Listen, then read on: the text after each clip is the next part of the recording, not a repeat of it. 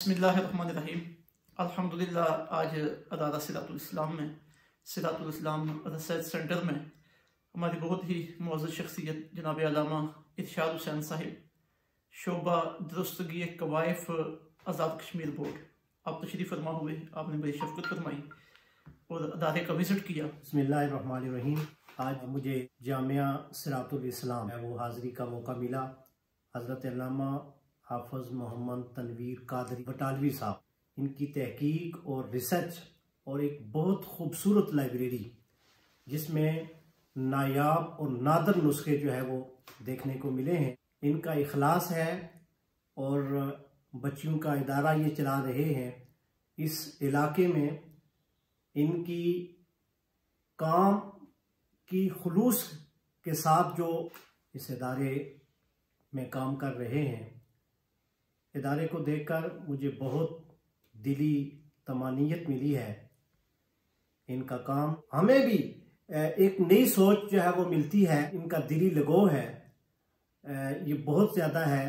مختلف احباب سے مجھے ان کے بارے میں یہ سننے کا موقع ملا ہے اور میں نے آج اپنی آنکھوں سے اس ادارے کا وزٹ کیا۔ ایک ایک چیز کا میں نے اپنی آنکھوں سے مشاہدہ کیا ہے اور دین کی حقیقی معنوں میں یہ ترجمانی کرتے ہوئے مختلف فورم میں جہاں آج ضرورت تھی اس کمی کو پورا کر رہے ہیں۔ میری دلی دعا ہے کہ ان کے ساتھ حضرت علامہ توقیر عباس صاحب اور ان کے جملہ رفقا جو ہے وہ بہت حکمت دانائی اور بڑے اچھے انداز میں یہ دین اسلام کی خدمات سر انجام دے رہے ہیں۔ اللہ تعالیٰ ان کے ادارے کو، ان کے کام کو، ان کے خلوص کو، ان کی تحقیق اور ان کی کاوش کو اور قرآن پاک کے ساتھ جو ان کا لگاؤ ہے، اللہ تعالیٰ ان کو مزید ترقیاں عطا فرمائے۔